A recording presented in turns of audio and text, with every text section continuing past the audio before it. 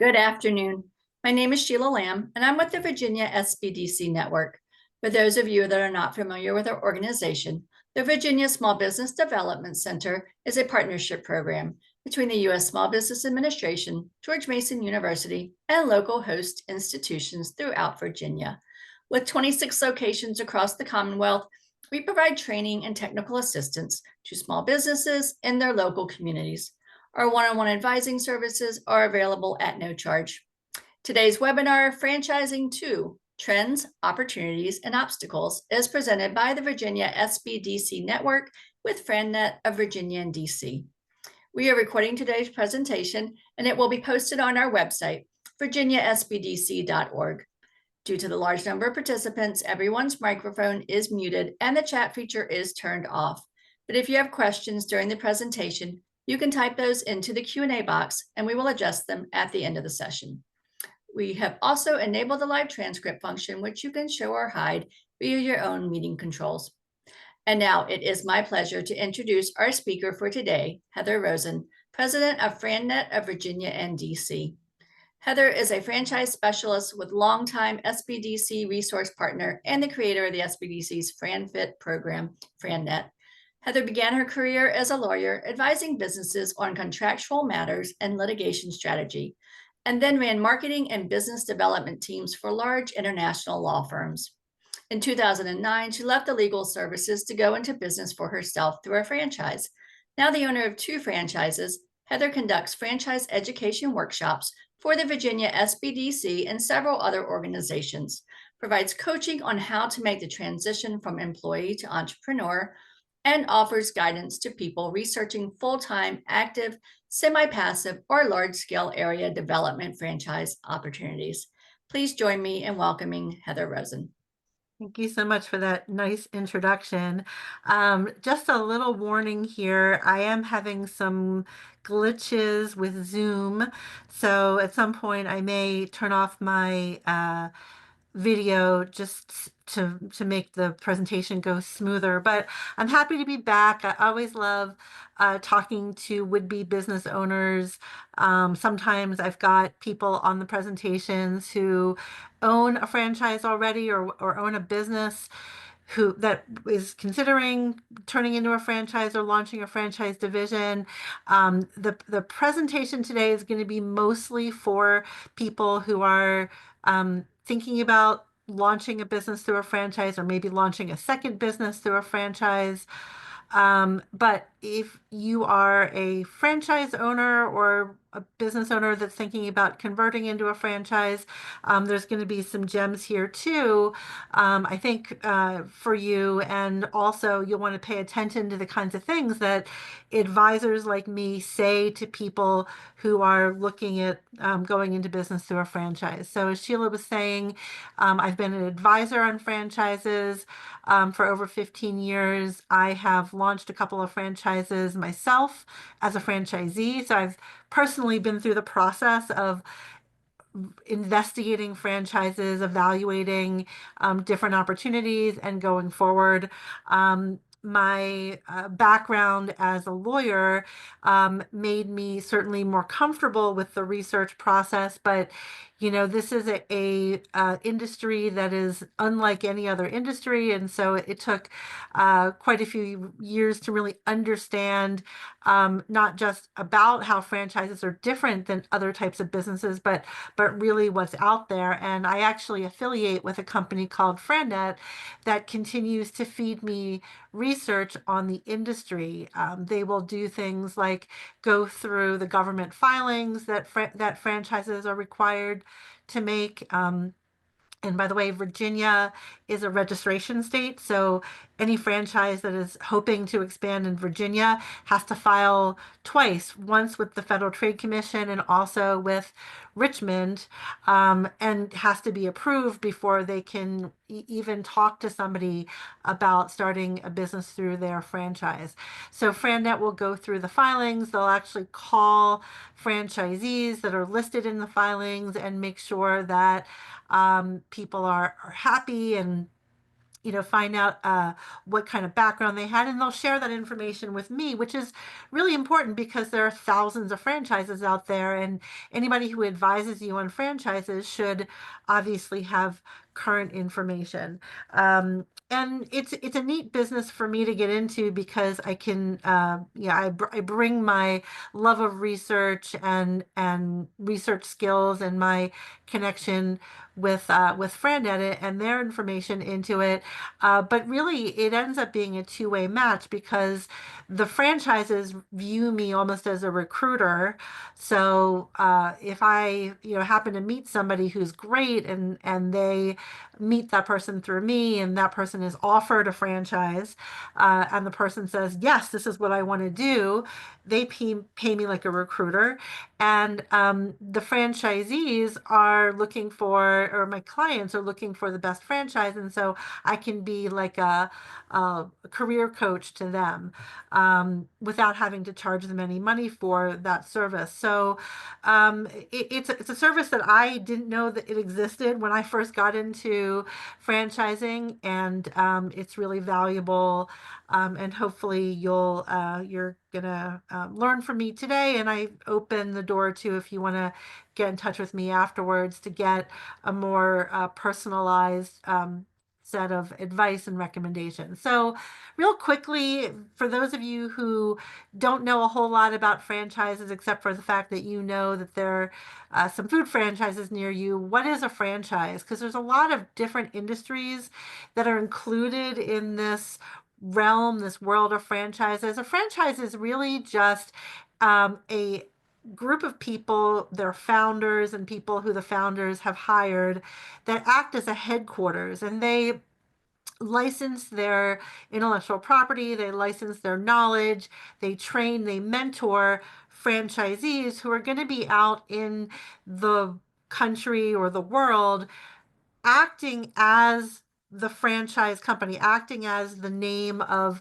the franchise headquarters and supporting them. And then it's actually the franchisees that end up selling, supporting, doing services for customers. So it's a distribution channel.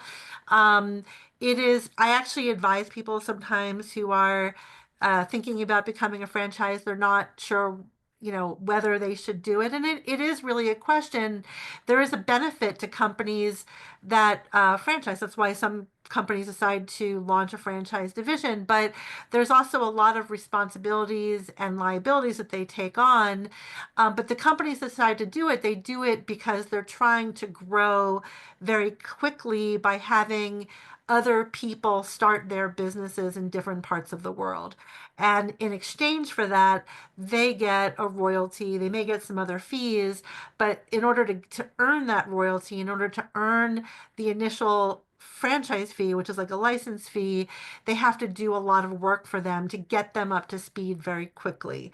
And so the royalty, what you're seeing here is, founder starts a business, launches the division, there's a contract in place, there's a one-time franchise fee, and there's the royalties. The royalties become the most important thing to a franchisor. So there's a built-in incentive there for franchisors to not just train their franchisees, but to continue to help them, because the more they help them, ultimately the more royalties they gain, and that becomes eventually that becomes the lifeblood of the franchise. So I just wanted to make sure you understood what we were even talking about here.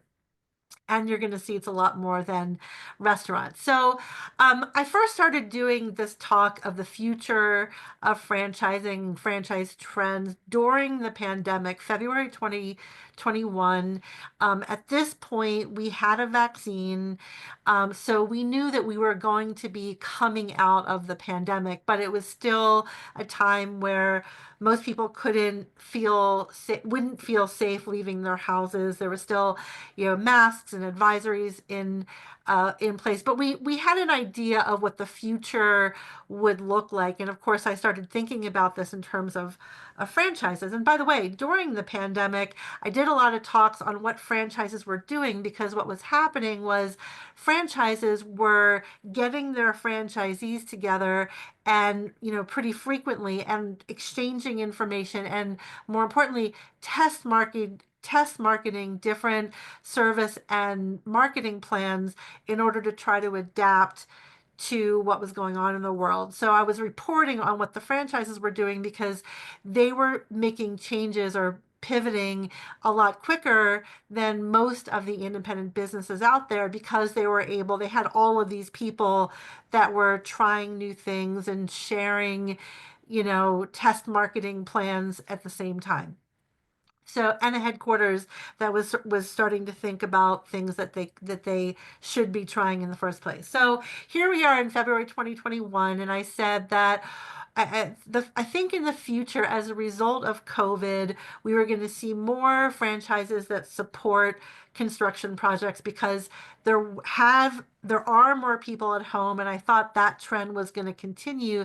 That people had, because of COVID, become used to spending more time at home. Um, there were, a lot of pets adopted, that we're going to need care when people started getting out of their homes, more children that were also going to need care, but also there were education gaps that came out of COVID. People needed to recover. And, again, this isn't that long ago. People are still recovering. But I said that there was going to be a huge demand for any business that offered some sort of a recovery service, fitness, wellness, businesses that help people look better and feel better. And then COVID itself, of course, caused a lot of health problems, which, is more demand for wellness services. Um, Dating, a lot of people couldn't date during COVID, or they could just, they weren't able to meet people in person. And so I thought there was going to be a big, resurgence of need of places for people to go where they could meet people, date people. So that impacts food businesses, entertainment businesses. Restaurant models during COVID, as started to rethink. They started to rethink their delivery services, their grab and go racks, but they also started thinking about, new ways of marketing. And some of them also started thinking about the size of the space, because, COVID really hit the worst, the businesses that had really expensive retail spaces, and they couldn't cover their costs. And so restaurants started to think about the size of the space they needed, and also where the restaurant should be. And I'm going to talk about that in a minute too. Fundraising businesses, I thought, every not-for-profit, every school was desperately in need of money, because they weren't able to raise as much money during COVID. Cleaning businesses, which have always been needed, residential and commercial. There is now a conversation about air cleanliness that was going to be something that franchises already had started to talk about. We can clean not just the surfaces that can make you sick, but the air that can make you sick. And that's important too. I knew that was going to be important in order to start to lure employees back into offices. Certainly, there was more of a discussion of essential businesses. I think we should never take our eyes off of essential. If you have a business that sells something that's essential to people or to other businesses, you're in a much better place than if it's a non-essential product or service. Retail businesses during COVID started to see more of the need for marketing, because people weren't out of their homes. And so if they were getting a lot of foot traffic from people driving by or walking by, they weren't getting that anymore. So there was more marketing dollars that started to be spent. And I thought that was going to continue. Maybe more outdoor businesses, as I said, smaller spaces. Contingency plans are funny. I mean, certainly during COVID, you had a lot of businesses looking at what do we do now? Whether that's something that businesses still have their eye on. They certainly should. But I think that's something that businesses do, they do start to forget eventually, certainly the longer we get away from COVID.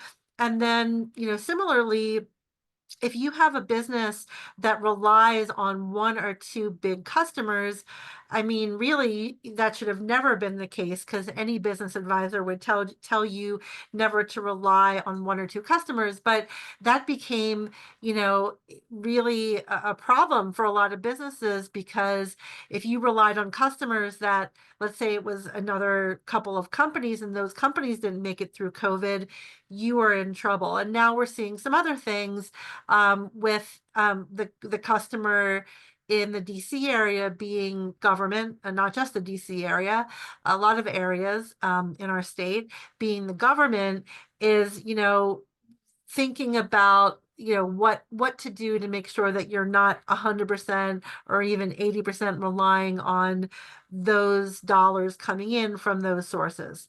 Okay, so this is what I talked about back then.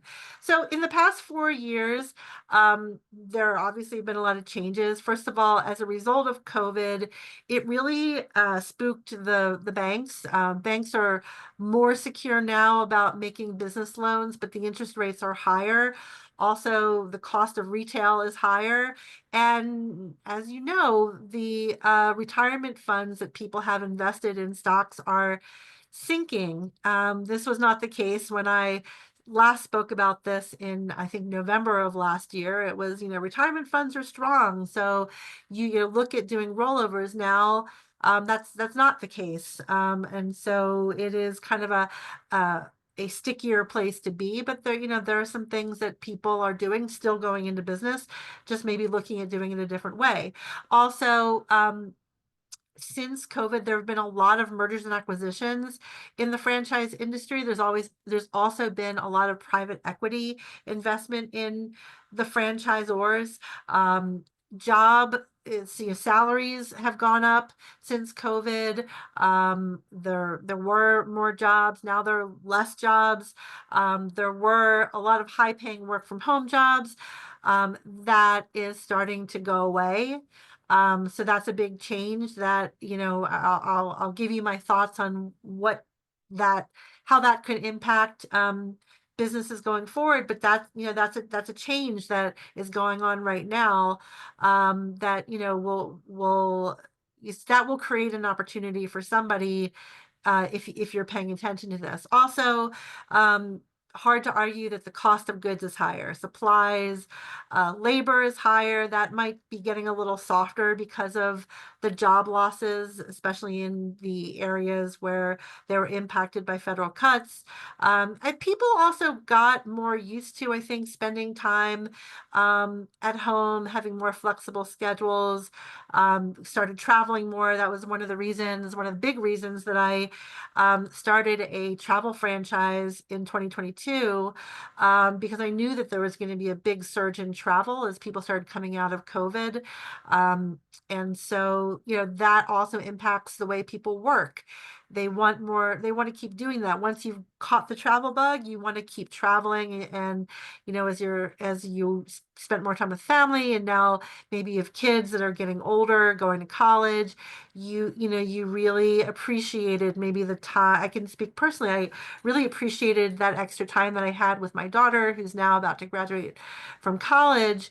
And it's still important for me to have a flexible schedule so that I can still spend quality time with her, and travel with her too. Um, so the customers changed because of COVID. There were definitely more pets who needed pet care, especially as people went back to the office, more kids who need both childcare and also tutoring help. Some of the childcare franchises offer education as well, and more unhealthy people still. There's still people who have long COVID, but I mean, a lot of people they're not back to their strength, their weight, their appearance that they had before COVID, and so that still exists. Um, Greater awareness of climate change. I don't think climate change is political. I mean, I think there are certainly some deniers, but let's just say that there is a lot more rain and hurricanes, whether you think it's caused by man or caused by Mother Nature. It is a fact, and I think most of us know that, if you have a home, if you have property, it's become more expensive to maintain and fix things. It also affects travel. It affects a lot of things. It's just a fact of life, and that also creates opportunity for certain businesses. Office buildings still mostly empty.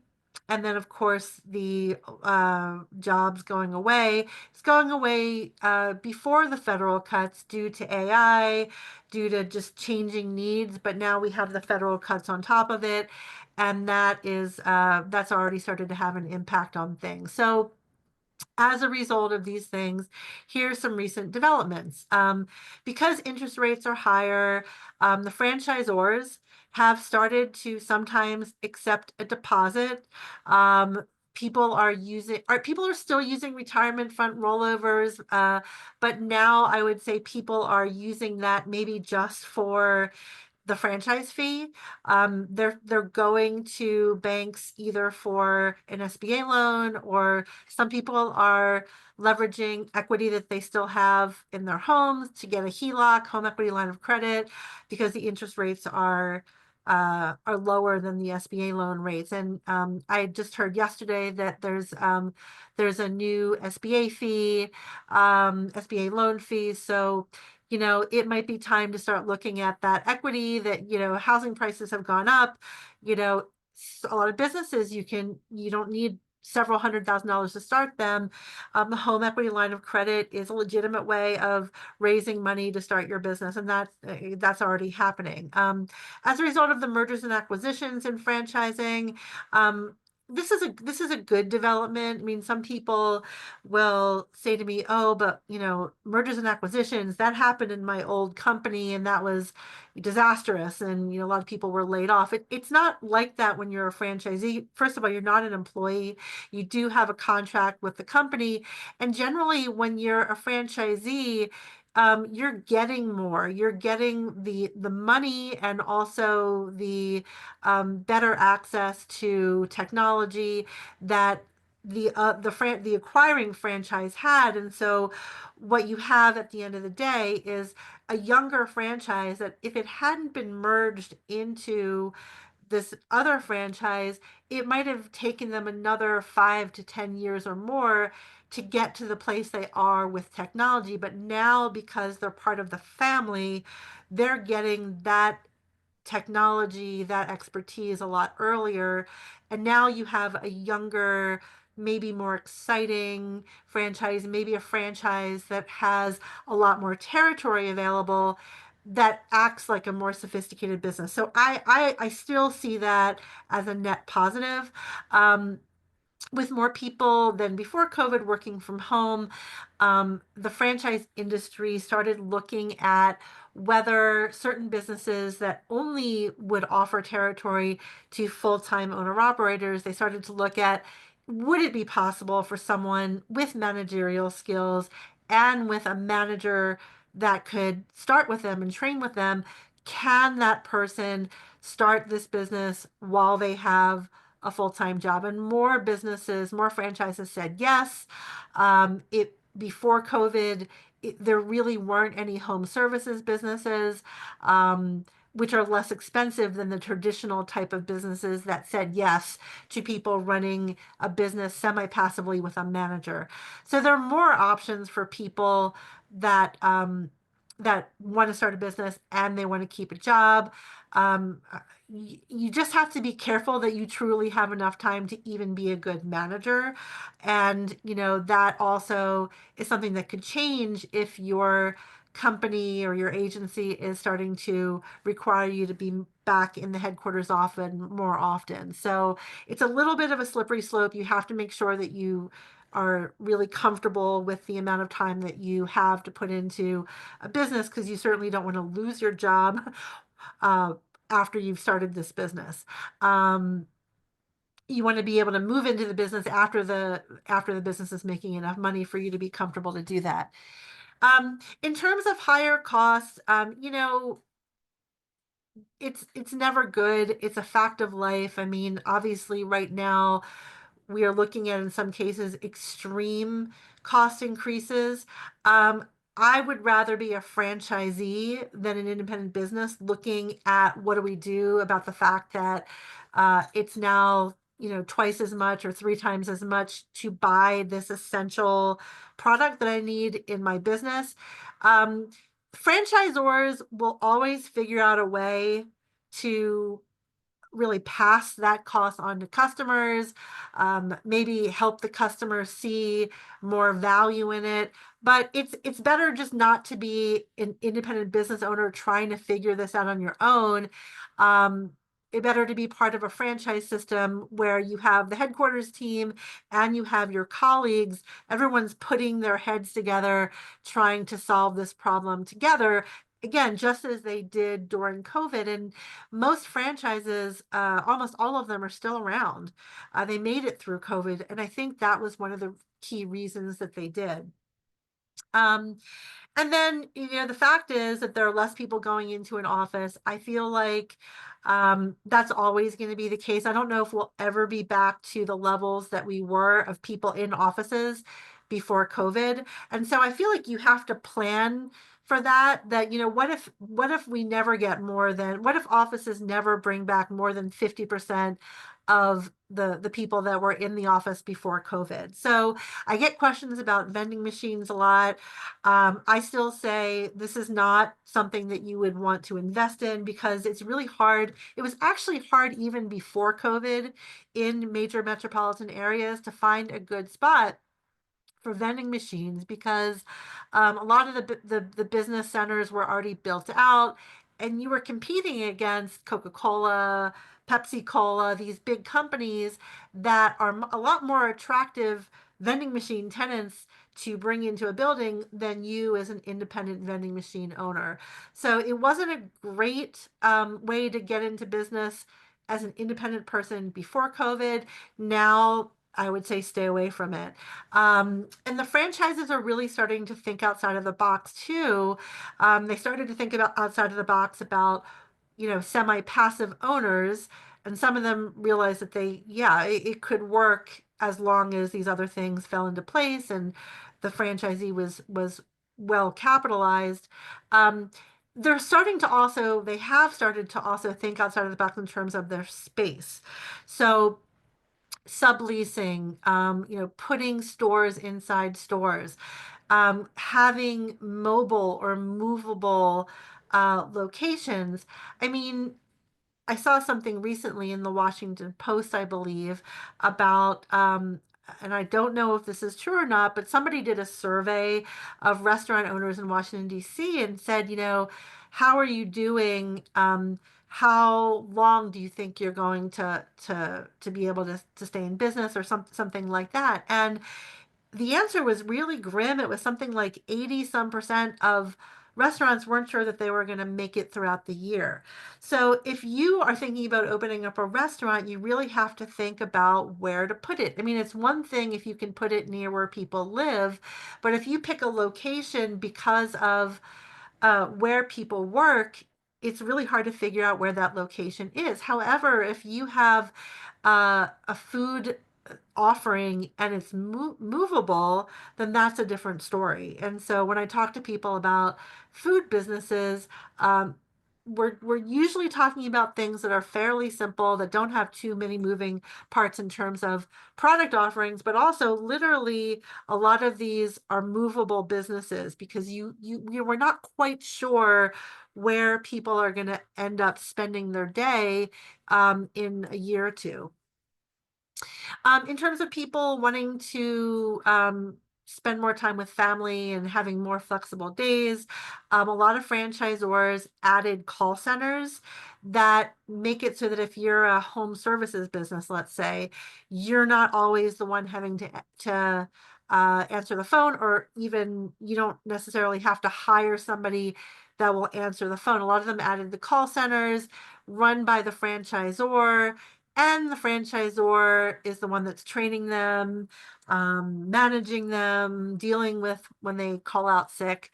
And you just get the benefit of trained people who then pass on the name of somebody to you who has already said that they want to buy what you have. That's been a very positive development in franchising that in a lot of ways came out of COVID. Um, some franchises started to be able to help offer group health insurance, some other employee benefits.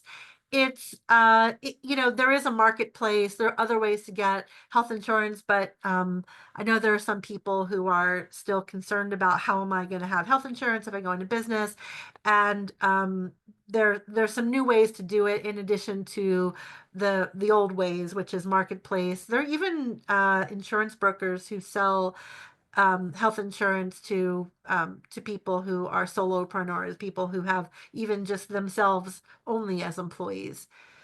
There were new customers as a result of that. There have been more pet businesses, a lot more pet businesses. I've seen a lot more after school programs for kids. Um, the daycare businesses are still there and growing. There have been some really innovative daycare businesses that have come about that, or at least started to really grow since COVID, that give people, as I was saying, not just care, but their kids are also getting some really essential skills while they're there. The health and fitness sector has probably grown the most um, since COVID. Just, getting people healthy again, getting people to be pain free, getting people to feel good again and feel strong again, so that they can, you know, even more so get back to normal. One of the more recent developments in franchising has been there are some franchises that have a specific focus on people who are over 50. I mean, if I'm over 50, the way that I work out now is not the same way that I worked out when I was 35. And so it's a good thing. And I like the way the franchises are doing it, because they're not necessarily saying to the public, hey, this is for people over 50, because they don't want to turn away people who are in their 30s. But they have really good programs so that people over 50 can feel comfortable getting back into fitness in a way that also doesn't hurt them, that cause them to have injuries, which is a really big issue in fitness. Is you want to help people. Everybody wants to help people get healthy, but also workouts can cause very serious injuries. So I think it's a really smart move among the franchises that have done that. um, New issues as a result of COVID that we're still trying to solve, still trying to get people back to the office, still, how do we incentivize, you can require people to come back, but ultimately those people might leave, they might quit and find a job someplace else that doesn't require them to be in an office. So it's not just, laying down the law, it's also having programs, incentives, parties, food, other perks that make people want to come back to the office, because it is still usually the best way to get your employees to be productive. Um, but salaries have gone up. That is still something. I mean, as I said, the franchises will pass costs along to their customers. They have to be very careful about that, because you don't want your customers to stop coming because it's now just too expensive. But how about people who are getting into business and they're in a job, they just lost a job, they had a really big salary, they really would like to have a business of their own, but how do you take that much of a step back? And now, what if you're the primary breadwinner in your home? And so that's been something that and I'm going to talk about something called conversions. It's been a really interesting development. It's actually been around for a while in franchising, but there have been some formal programs around that that have been really exciting, I think. Um, In terms of climate change, there are some more eco-friendly franchises out there. Um, definitely more of an awareness of recycling. I feel like that's something that was probably, I mean, discussed a little bit more immediately after COVID. I think maybe some companies have taken their foot off their gas on that. People are less, they're not that people don't care, but I think it's just affordability has become the much more important issue. So you have to be affordable, but isn't it nice too if you can say we're eco-friendly, that we're not going to, if you buy this pesticide, if you or you buy this pest elimination service, we're not harming things. We're not harming your kids. How about that? We're not harming the pets. And we're not getting rid of the bumblebees that make the gardens look beautiful. So there's still that awareness out there, and the franchises I think are pretty good at balancing that against the cost. Um, but there's greater demand for repair. It is, again, the climate conditions have gotten more harsh everywhere. We're coming up into a couple months. We're going to be in the summer. We have these crazy derechos, I think they're called, where it just, my sloped driveway becomes a river. There are always trees that go down, roofs that have to be repaired, trees go into fences, patio furniture, pergolas, and sometimes they go through the window. So that is always, I think, forever in demand service that a lot of franchises are meeting. Climate change also does, as things get warmer and there are more warmer months, you also have more mosquitoes. You just have them. We've had them forever, but now they're here for longer periods of time, and it's not just annoying to be bit up by mosquitoes. There are some very serious health problems that mosquitoes cause, and there are franchises that address that, that are appear to be doing quite well, and there are more and more of them that are opening. And just in terms of somebody who works with people who look for available franchises, they're very fast growing business, some of the fastest growing businesses out there, because of the demand and because there's recurring revenue there. Because once you sign up for the service, you're never gonna cancel that contract unless the mosquitoes are not going away. But as long as you can have a summer without being cannibalized by mosquitoes, you're not going to get rid of your mosquito elimination service. Um, so also in the franchise industry, there's been more emphasis on business to business franchises that you can run from a laptop, from your beach home, from Europe in some cases. I mean, Zoom was a game changer. There are a lot of businesses that people can virtually run from a laptop. Um, B2B franchises are really interesting because, your customers are also, a lot of what they do is virtual. So you probably want to schedule some networking time and time to meet with your referral sources. But really, a lot of these businesses are the lifestyle that people have when they're running these business is the most flexible lifestyle there can be for somebody who has a full-time business. They utilize contractors, call centers, the franchise. This is even with some of the service businesses that are not B2B. The franchise offers a lot of services that allows even home services businesses sometimes to be run mostly from a laptop. Again, not as much so as the B2B franchises.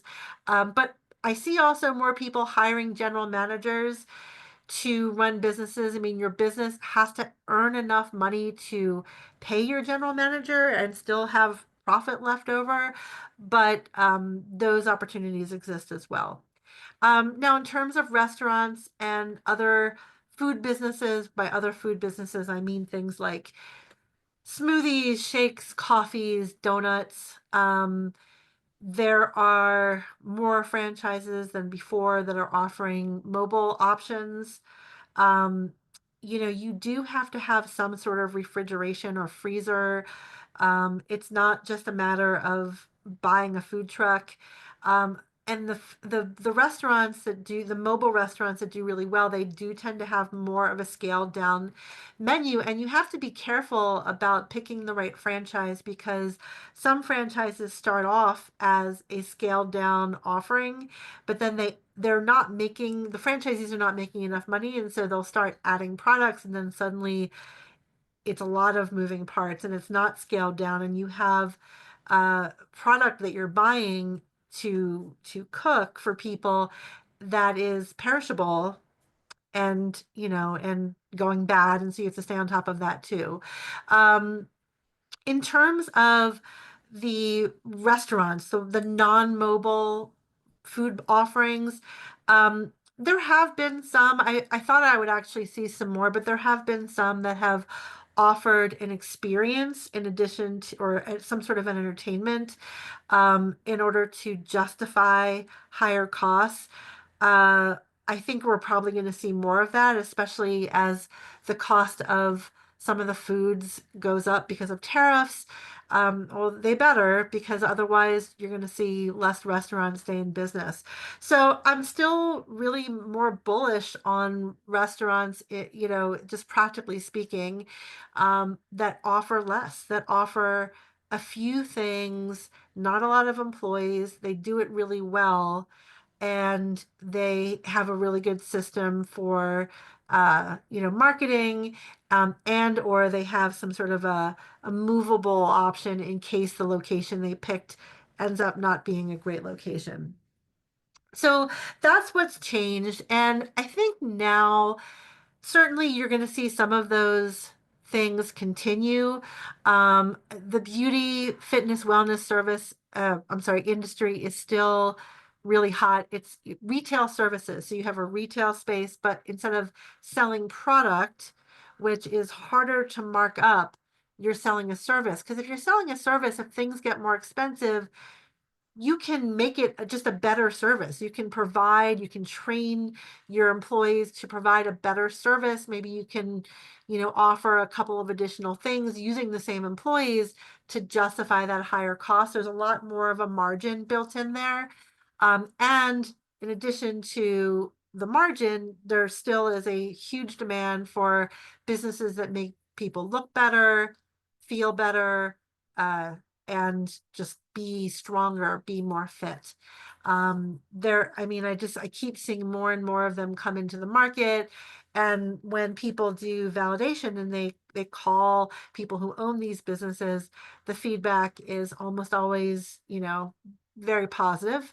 Of course, there are some exceptions. You have to pick the right franchisor, but the sector seems to be doing extremely well still. And I think that if that sector appeals to you, it does appeal usually to people who themselves use those services. If it's a fitness business, it's usually people who have a fitness lifestyle. Same with wellness. Usually it's somebody, it doesn't have to be, it just, these businesses tend to appeal to people who have used, massage, pain relief, IV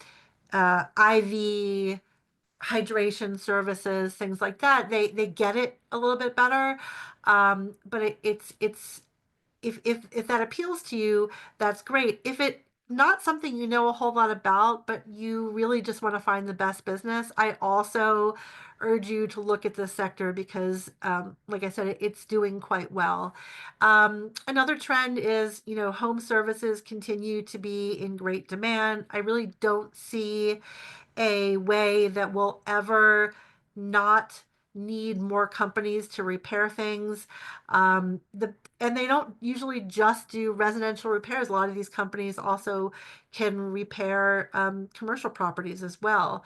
So and also there's an aspect of real estate sale in here, that some people will repair things because they want it or they need it because the tree fell through the window.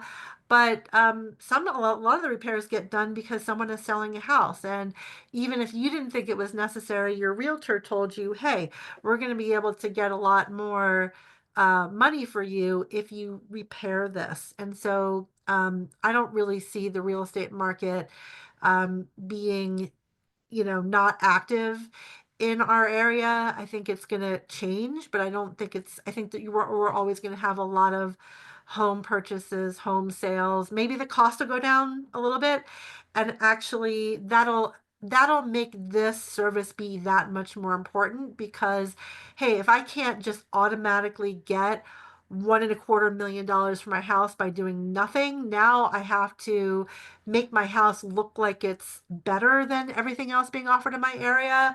I'm going to do that because I want to get my money out of the house. So that's a trend.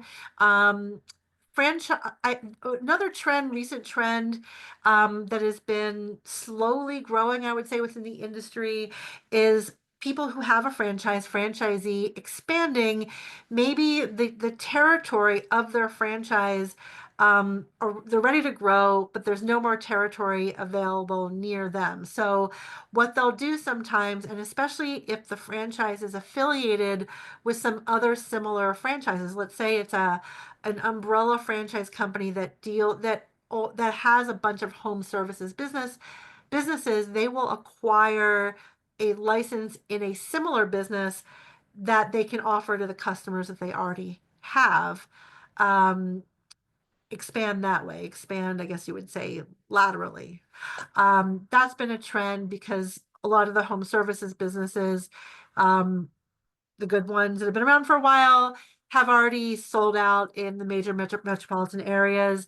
People still want the experience of the company. That company's not available. Let's choose another franchise that is still under that same umbrella, uses the same back end systems, so it's easier to learn. Um, that is happening too. Greater demand for business to business franchise. I think this is going to continue. What's really interesting in this category, you have businesses that help other businesses reduce their cost. You also have business coaching businesses. So not only are these businesses portable, as I said, is mostly the owners work from a laptop, no matter where that laptop may be, but when costs go up, your customers, there's more companies that say, gee, we better do something. Okay, well, we can hire one of the big six and spend thousands and thousands of dollars. A lot of times these franchises, especially for the smaller companies or medium-sized companies, can also fix the problem. And because of the business model, there's actually not an upfront cost for them. They will save money and not spend money if this company is able to do what they say that they're going to do, and they're very good at it. They actually will employ experts in these different cost centers that will help the franchisee become an expert, a consultant on all of these different cost center areas without having to have that knowledge themselves. I think call centers, that's going to continue. That seems to be very successful programs, popular. Again, I think people they want to continue to enjoy this flexible lifestyle that they had maybe for a short time as an employee. Maybe they don't have it as much. If they're going into business, they want to have that flexibility that they had when they were working at home during COVID and right afterwards. Another trend is franchisors harnessing artificial intelligence. They have bots on their websites a lot of times that will help you get business. They will have bots that help you improve what you write, your marketing communications to your clients. And these are things that, yes, if you have a basic knowledge of ChatGPT, maybe you can do it on your own, but these are not the free version. These are the paid customized versions for that specific kind of business. It's better than what you can do on your own unless you personally are in the AI space. So something to look for as you're looking at different options. I think there are going to be more businesses where franchises where they say yes to people who have other businesses or who have a full-time job as long as they come into business with a manager or a general manager. Franchises have started to realize, a lot of them have started to realize that their more successful franchisees are actually people that are running it with a manager, that have more of a team going into it. Maybe they have a manager, maybe they have a salesperson at the beginning. They find a lot of them that those franchisees get off to a quicker start or make more money. And so that as more businesses, franchises specifically, allow someone to start that way, I think we're going to see more franchises. So I would, what I do is when I'm counseling people and we're looking at different options, even if it's a business that hasn't allowed that before, for the right candidate, for somebody who has a lot of management experience and has some capital to hire somebody, we'll ask franchises whether they would be open to it for this in this particular case. And sometimes they do say yes. Um, I think people are going to continue using retirement funds, but I think until the stock market stabilizes, maybe they'll just use a little bit of it, keep most of that in the 401k, in the IRA until the market recovers.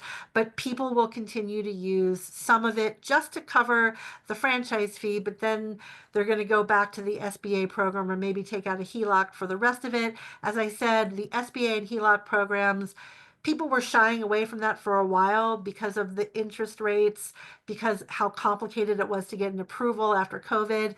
But interest rates are coming down and the approvals are coming more quickly. And so it's shifting the other direction.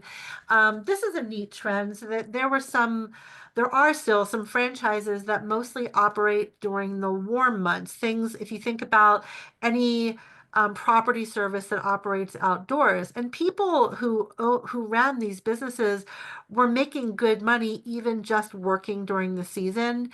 But the a lot of the franchises said, well, if you have staff that would like to be working year round, maybe we should look at adding some additional services. Then you can go back to your customers from the warm month services and offer these services during the rest of the year. So we've seen some of these really successful mosquito elimination businesses add year-round indoor pest services, and some of them have also added holiday lights businesses, which I hear are extremely successful. I don't know if it's because of the reality TV shows, or if it's just, the neighbors are increasingly having these really complex and beautiful displays. There may be a little bit of that, competition going on, but everybody needs to be, cheered up, and it brings so much joy to people. There's also that, but what people are spending, and I'm going to be careful about not sharing these numbers with you because anyone affiliated with franchises is not supposed to be making earnings claims, but you would be shocked, maybe you wouldn't, about what people are spending just for holiday lights that they have up for, maybe 2 months. It's in some cases more than they spend for summer pest control services. So I think that's a good trend, an exciting trend. Some franchises are requiring that you offer that service, some are not. But I think it's good that the franchisors are offering more revenue streams to people who are already in business and who are starting these businesses for the first time. And then the other big trend is I am seeing some larger players, some experienced business owners usually buying up entire states of certain franchises. And they don't all allow it. Some do, some don't. Some of the retail businesses do, but again, they're hopefully, the good franchises are definitely making sure that the people are coming to the table with not just money, but also experience in growing larger businesses. But they're buying up large chunks of territory, sometimes entire states, sometimes master rights, which is another way of buying a license in a franchise without buying the entire area. It's a whole separate topic, but suffice to say that there are some opportunities, if you know where to find them, for people who want a very large business. And as you get into this process and start looking at your options, here's what I'm going to say: obstacles. Don't let passion for a product or service or emotion be your main focus. A lot of people that I talk to who tell me they're looking at a franchise, it's almost always something having to do with food, because you know they went someplace, they went to this restaurant, it was phenomenal, they loved it, all of their friends loved it, everyone told them they should bring it, and therefore they've got to open up this franchise. A lot of food franchises aren't that successful. Also, for food franchises, you have to have a lot of time. Most of these franchises cannot be run semi-passively, even with a manager, maybe with a general manager, but usually with food franchises, you have to have at least 3 locations before you have enough money to pay a general manager salary. So usually you're starting it. And it's very, very time intensive. So I wouldn't start with that. I mean, when I counsel people, we start talking about skills, time, and money first instead of what I am passionate about. I mean, you're going to pick a business that you believe in. Nobody opens up a business that sells a product or service that they don't feel is going to be valued by the people they know in their community. That's going to be a given. I just wouldn't start there. I would start with, I want a business. Why do I want a business? What can I put into this new business, this new project? What are my skills? What kind of time do I have? How much money do I have? When people that you talk to about businesses tell you, why they feel that they're successful, what do they, um, how would they define success in their business? And when people talk about them too, when publications write about successful business owners, they talk about their achievements, and people talk about their goals being met. Again, they're proud of what they sell, whether it's a product or service, but it's about goals. So we start talking about what is going to help you achieve your goals. And then we find a business where you feel good about what you're selling, and you feel like there's a good market for that near you. Um, you don't necessarily need to have industry experience. Less than 25% of franchisees are in the same industry as when they were employed. Actually, I think the food industry might be the biggest exception. The more experienced, more expensive food franchises actually do want people who have managed multiple restaurants before, but most other franchises, they don't require it. And that's because your franchisor, it's like going into business with a partner where your partner has the industry experience, but you're really good at managing or customer service or sales. So you bring the skill set, your franchisor partner has the industry experience, and you work together to grow a successful business in your area. So don't start with industry experience. Again, that's probably not even necessary. Um, you can go into business with a partner, certainly. Just remember that you're splitting not just the cost of the business, but you're also going to be splitting the profits. So if you need to make back your salary very quickly, just remember that when you start talking to people who have started this business and asking them how much money they make, you're going to be getting, half of that if you have a partner, or a third of that if you have 2 partners. So make sure that your business has enough money to feed you if you need support, financial support from that business. Also, make sure that you're getting into business with people who you can easily reach an agreement with, because that's not a given. There's lots of partnerships that blow up because partners disagree on something that's really critical. Um, Also, if you hire an attorney to review your documents in a franchise, please don't hire a business attorney, hire a franchise attorney. It's going to not just mess with the franchisor when you go back and you say, "Hey, my lawyer wants you to take out the part of the agreement that says that you can shut down my business if I break all the rules." um, that's in every single franchise contract. But also it's gonna mess with your head a little bit too, because now the lawyer has planted. I mean, I used to be a lawyer, and I understand that it's our job to tell people all the bad things, but you have to approach your franchise as a relationship, and you have to understand the people you're getting into business with as much as the document. And a franchise lawyer will tell you, yeah, you should know that your franchise can end this agreement if you break all the rules, but you should also know that they're not likely to do that. There's no incentive for them to do that. And by the way, it's in every single franchise agreement. So if you want the help and experience of an experienced franchise, you're going to have to live with this. But your business lawyer won't know that. Okay. And as I was alluding to before, if you're getting into business, and you have other businesses or a day job, especially if it's a day job, um, you got to make sure that you're going to have enough time to manage your business and not lose your job. And again, what happens? Is there any chance that your employer is going to make you come back to the office? Is that something that you're going to be able to do? And also, make sure that your business is healthy. Make sure your managers, your employees are doing the right thing. Okay, opportunities for you to keep tabs on, to look for, as if you're looking for a business for yourself or for um, maybe a loved one. I'm talking to some people, several people actually, who the job market is not great right now, and they have an adult child who is having a really hard time finding something that they're interested in that pays, a respectable amount of money that they can live off of.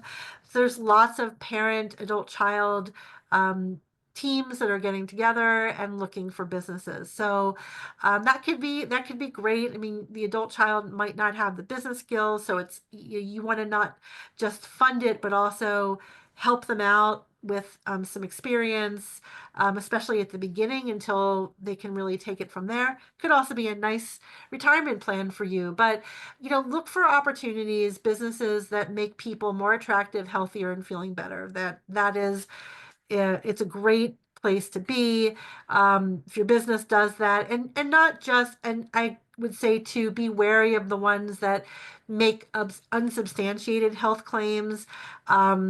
Make it something where doctors or chiropractors, somebody is being told by a medical professional, you should do this. That way, that business is going to have legs. Okay, cost saving businesses, um, contractors. If you've been an advisor to other businesses, working for one of the big consulting firms. This is an area that you really should look at. They're not expensive. They're not that expensive. They're portable, and there is a great demand. There always has been, but that demand is going to get even stronger because costs are going up, and there's going to be more businesses that need to do something about that. Can they renegotiate? Can they find a different vendor? These companies know who to go to and what kind of contracts that your clients can get, so that they can be more profitable. In some cases, this is what they're going to need to stay afloat. Um, any aging in place business is a great place to be. Senior care, disability care, access businesses, businesses that help people downsize and move, get rid of junk and garbage after they move, sell things that are valuable. All of those businesses they've always been great businesses, but there are going to be people moving. There's going to be a lot more people moving, I believe, because of the job cuts, and that's going to include people who are older. Maybe now is the time that they're ready finally to say goodbye to the job. They've just taken a retirement package, and now they're going to move someplace. It's going to be smaller. That's a whole process that people spend a lot of money on. But also just, you're always going to have unhealthy people who need help in their home.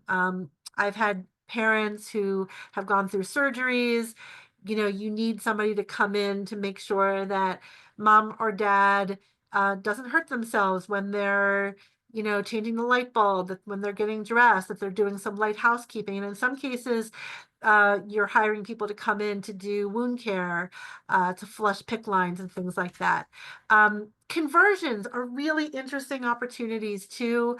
As I was saying before, this has been around for a very long time. Franchisors that are open to converting your business, putting the franchise spin, the marketing team, the IT team, the AI, all of those things that the franchise does really, really well, their secret sauce on top of your existing business.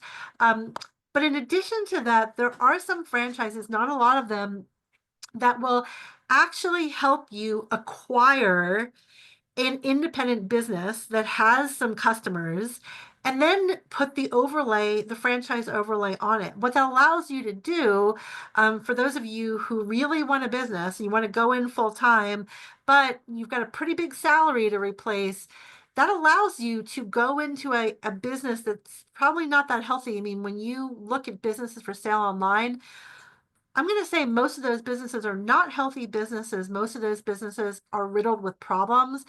But with a conversion, you take one of those businesses, buy it at a fair price. It's got some customers, and then you're going to the customers and saying, now look what we can do for you because we've got all of these services available through the franchise.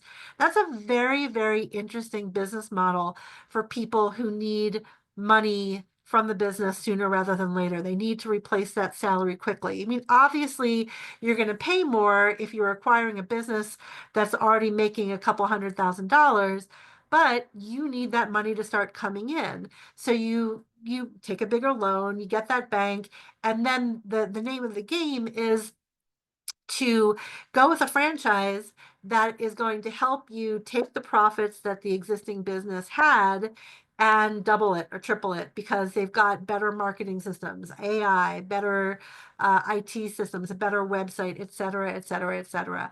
Very interesting opportunity for people who are in that position.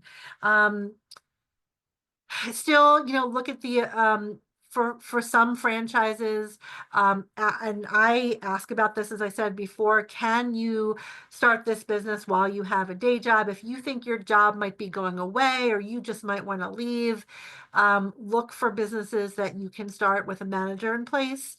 And then businesses that are, how is the franchise you're evaluating harnessing AI, artificial intelligence, what kind of technology are they using? Some franchises also will help their franchisees with recruitment. So sometimes you hear independent businesses say, gee, this business used to be great, but it's harder and harder to find good employees. Well, guess what? Some of the franchises have staffing services that they contract with that you plug right into and you get a lot of help with. It's not just you trying to get out there and use all of these different online services to find employees. First of all, the franchisor has job descriptions, but in addition to that, they have staffing businesses that they use that will go out there and help you find employees for your business. So look for these characteristics if you want to find some of the strongest opportunities out there right now. Here's an extra other things to know. If you go into business, view this as a 5-year project at minimum. With a good franchise, in year 4 or 5, the franchise is usually what I would consider to be mature. What does that mean? It can still grow, but usually at that point, the franchise is, as a franchisee, you are making money. If you pick the right franchise for you, you're making money. You've done all the things that they've trained you to do, and now you're ready to grow. So what that means is if you are looking to build a business that you can sell one day, if that is your plan, which you should really always be looking at your business as something that you are trying to build as an asset that you can sell one day. But I would say if you think you want to be working in your business for less than 5 years, this is probably not the way to do it. You're not going to be as appealing as a business as you will be at the 5-year mark. The 2-year hustle, the first 2 years, even in the best franchise, you're going to be working your butt off. That doesn't mean 100 hours a week, but it can. It still could be semi-passive, but the first 2 years, you're going to be doing the things that you were trained by the franchisor to do, and they don't work immediately. You've got to do things multiple times. You have to advertise multiple times. If your business is driven by advertising, you have to network multiple times. It doesn't happen the first time you do it. So just as a rule of thumb, think about the 2 years of business as the building period, like you're building a house. The house is not going to keep you dry from the rain until the roof is on.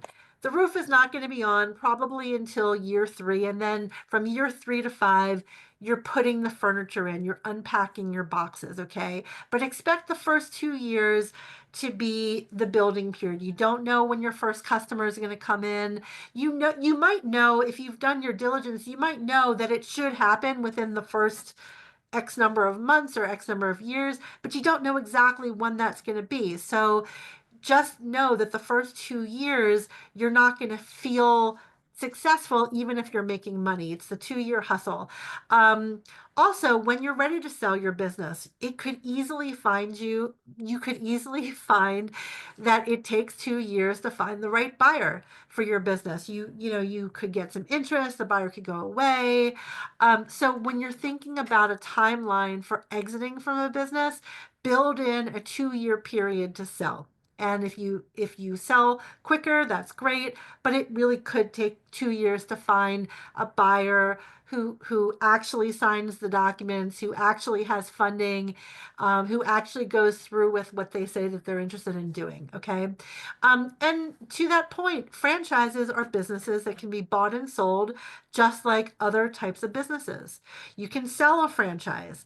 The difference is that you have a contract. You have a contract with your franchisor. Your new franchisee is also going to have a contract with the franchisor, and the franchise gets to approve that person. They don't typically stand in the way of a potential buyer, but if your buyer is let's say clearly unqualified to run the business, it is possible that the franchisor is going to step in and say, yeah, I don't think we want to work with this person. So it's just another thing to factor in. But franchisors, in my experience, are very generous. They really want you to be able to sell your business for a profit one day. And so they don't try to get in the way. It's only when it's a recipe for disaster that they see coming. So just, something to know about franchises. I'm a fan of them for myself. They don't work for everybody. Just, you'll see here under disadvantages, you have to be at least somewhat of a system follower. There are going to be some sales goals, especially if you have exclusive rights to a certain geography. If you don't have exclusive rights, maybe there won't be sales goals. But if you're given, all of Richmond, if you're given all of Virginia or DC, there's going to be something in your contract that says, you bought these rights. However, we expect you to meet certain minimum benchmarks that if you don't meet, we're going to have another discussion. And they don't pull these rights quickly. It's a whole process of trying to help you. Because remember, they want the franchise royalty to come in. That's their lifeblood. So they're going to try to fix. And it's only if it seems like it's unfixable, then at that point, you might have a discussion with the franchisor about losing some of your exclusivity. But there are going to be franchise fees and royalties. Believe me, I don't like paying franchise royalties. I only paid my franchise fee once. However, you have to look at what you're getting for the royalties. If I've paid, $10,000 in a year in royalties, yes, I would have liked to have kept that money. But for the $10,000, I'm using employees in their home office that are delivering services to me. I would have had to hire those people. And, I wouldn't have been able to have an employee at that caliber, several employees at that caliber for $10,000. Also, a lot of franchisors, because of their systems, give you clients. You get clients from them simply because you're hooked into their website, their advertising, et cetera, et cetera. So you don't like paying for it, but you have to look at what you're getting. Okay. Um, you can't expand if you have a franchise that has exclusive territories awarded. It means you can't do business anywhere. You have to be somebody who is okay with that. You do a lot of research to make sure that with the territories you have, you can make enough money, or you pick a franchise that doesn't have exclusive territories. Okay. I have two franchises. One has exclusive territories, one of them doesn't. There's pros and cons to each. It is a contract that you have with the franchisor. You can get out of a contract. You can sell your business, or you can go to your franchisor and say, I don't want to do this anymore, but you have to, negotiate your way out of it. Also, be careful, especially with the really famous franchises. That anything that might make national news, somebody buys coffee. If any of you are my age, I think we remember from the 80s that there was a case where somebody went through a drive-through at McDonald's, they bought a coffee, it was scalding hot. The customer took it through the window, got third-degree burns. It was all over national news. I mean, a really famous franchisor could help you get some initial business, but a good franchisor is going to help you get a lot of notoriety anyway. So I wouldn't just pick a franchisor because of their notoriety, because as I'm saying, that notoriety can also backfire against you. But there's a lot of help, a lot of advantages that you're going to get if you go into business with the help of a franchise. You definitely want to look at the franchise as a business owner investing in a business. Is what are you going to be doing every day? And that's where the skill set has to match up. If you have a pest control business, you're not going to be applying the spray. You're going to be hiring people to do that. So look at and talk to people who run this business already, other franchisees, find out what they do, find out how many hours they do it, and of course, find out how much money they make. Um, Interview a really good sampling of them, at least 6, if not more. Top people for sure, because you want to know how well the top people are doing, but also maybe some people who are struggling and some who the top people would consider to be more average, and think about what their background is. What did they, when they started in the franchise, did they have the same professional background as you or different? And where do they live? You want to find franchisees in a similar geographic area. And as you're evaluating these different franchises, think about, not just how much money you're making, but where am I going to be working? What are your do you want something that has a retail space where you personally have to go in? Or is it important to you? And not just today, but how about in 5 years? How about when your kids are out of the house and you're an empty nester? Maybe you like to travel, or your spouse likes to travel. So think about a franchise that's going to give you not just the money, but also the lifestyle that you really, really want. You have, because you have a lot of choices. Skill sets have to match up. You don't have to sell necessarily, but there are some franchises where you do have to be good at sales. So you have to pick the right one that matches your skill set. Just like if you were thinking about changing careers, you are looking at different industries, but when you go for an interview, you're going to be talking about the fact that you did the same thing in this other industry as you would have to do here. It's got to be the same thing if you're going into business. You should come into a franchise very comfortable with the core functions of the other business owners in that franchise. You don't have to have employees, to think about if you even want a franchise with employees, and if so, what is too many employees? Come up with a do not exceed investment for the business. I always ask people, what is the maximum amount of your own money that you would put into a business that does X, Y, and Z for you? And how much would you take out in loans? Everybody has a limit. What kind of business environment? Think about these things. Are you going to be working in? What kind of hours?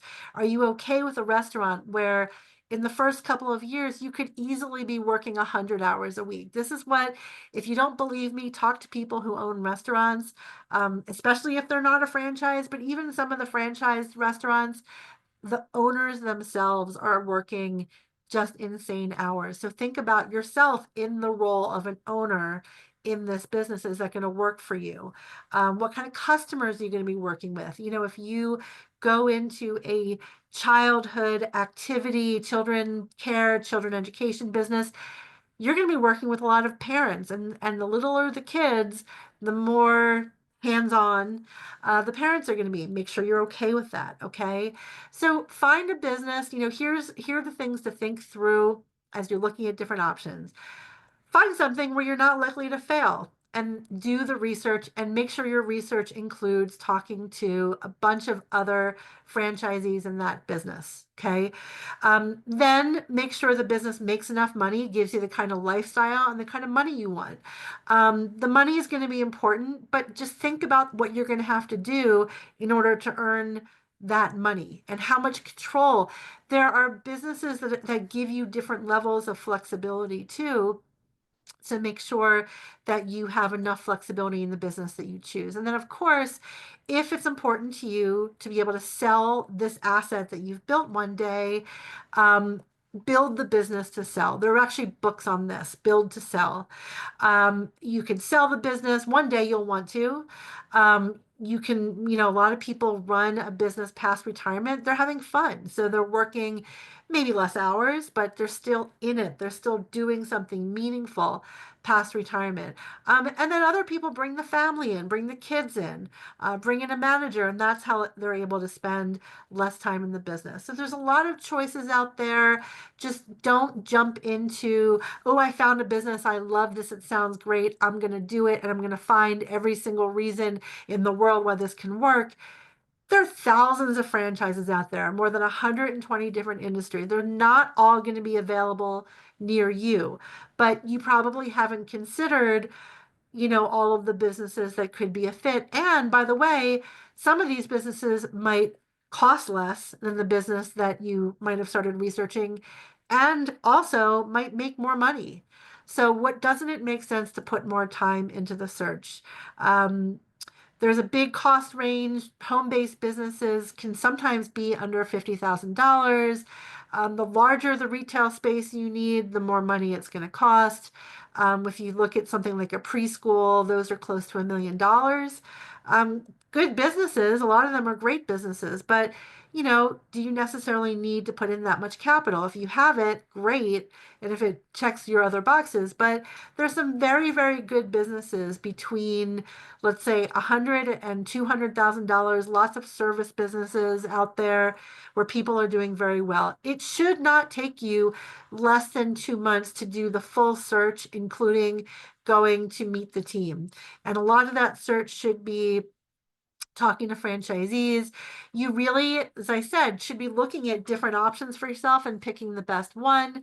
You should be looking at, starting with your business model here. What do I want the business to do for me? What do I bring to the table? Coming up with some ideas. I help people put together this whole process. And if you're doing it on your own, you probably need a lot longer time, because you might not know all of the different elements of the business model that you should be thinking about in the first place. So if you found a franchise and you're saying, I called a couple of people and I'm about to jump in, you probably missed some things. Here are some books that I can recommend if you're not quite ready to start searching. This will give you some more education and ideas on how to think about franchises. For those of you who want some recommendations, if you want me to help you put together the business model, we don't charge, as I said before. I'll have you take some assessments, answer some questions. We'll go through a consultation, and I will put together some recommendations for you. So I don't know if there are any questions, but here's some QR codes to scan if you want to take the assessment and start getting some ideas. If you want to learn more about different franchise models, we do not me, but my headquarters office does spotlight webinars on different businesses. If you're in the the window shopping phase and you just kind of want to hear about different businesses, scan the bottom QR code, join our newsletter, and you'll get notifications about these spotlight webinars that we do, and also other franchise topics that I'll be speaking on, including one that we're going to be doing this summer on the conversion model and on master franchises. So keep learning until you're ready to start searching, and then do a search, but don't miss anything. Don't miss any of these critical steps you're going to wish you hadn't. Heather, thank you so much. We don't have any questions at the moment. I will ask our attendees if you have any questions. We have about 5 minutes to pick Heather's brain. And then I'm also posting an evaluation just for the SBDC's purposes to help us take good care of you all in the future. So this was a lot of good information, Heather. And I'm actually looking forward to the June webinar too. Yeah, that's going to be a new one. I'm actually in the process of creating that one now. But I really want people to learn about this conversion trend, and also to start thinking about master franchising. It's not something that is really discussed outside of the franchise industry, but I've had some clients do it, and it's been a very lucrative way to kind of keep an annuity going even past the time that they want to work. Fabulous. Okay, we still don't have any questions. You must have covered it all. If you do have a question, please drop it into the Q&A box. We still have 4 minutes, so we can get to it. Let's see. Okay, we have a question. Heather, if you purchase a master agreement, do you have to build out in that area? It depends on the franchise. So if you purchase a master license, some franchises require you to open up a flagship store or a flagship office. It's not always a store, and some of them don't. They usually do, because it becomes a way that people can learn about the franchise. They can see one in their local area, but there are some exceptions. Thanks. Okay, any other questions out there? And people who are unfamiliar with master franchises are going, what are they talking about? Well, that's why your information will be provided in the follow-up email. So they can reach out to you, and hopefully you can work with them. So we do have a question. How about exit strategies? Well, your exit strategy is in the smallest nutshell, you want to build something really in any business that can function without you. Because even though you may stay on as a consultant, eventually you're going to leave and you're going to go on to the next phase in your career. So when people buy businesses, they want to buy something that has a track record of success, and it has a bunch of systems that will keep going after you personally have gone your own way as the owner. So the exit strategy should really be build to sell, build something that somebody else is going to want to plug into, because your buyers are going to be people who are looking for a business that has existing revenue. If you are an integral part of that business, they're not going to have any comfort that that business is going to keep earning that revenue without you. Is there a directory for national franchise companies? There is not. Okay. And this is a follow-up to the earlier question about so the question is that cash up front? And that was referring to, if you purchase a master agreement, do you have to build out in that area? I'm not. Can you repeat the question? Yeah. So the question is that cash up front? And it was a follow-up, I think, to the question, if you purchase a master agreement, do you have to build out in that area? So, well, you're going to pay. So let's say you buy the master license to a home health care business, a senior care, home health care, disability care business. You're going to pay a master license fee, and you're going to And if your franchisor requires you to open up an agency, you're going to pay the costs associated with opening. Usually, your master license fee includes your own license for your agency, and it includes the rest of the licenses in that area. We're kind of getting in a little bit of the weeds here, and it differs from franchise to franchise. But suffice to say that any license fee that you have to pay gets paid up front. I mean, if you're taking out a loan to pay it, your franchisor might take a deposit if you've already applied for the loan and you're just waiting for it to go through. But sooner rather than later, you're going to have to pay the license fee at the beginning. Okay. All right, that is it for time. Heather, thank you so much. Do you have any last words of wisdom? Just that, the SBDC is here for you. If you haven't used their services, they have mentors that are experienced in a variety of industries. Most of the franchise questions ultimately come back to me, and I'm happy to work with people when they get into franchises, but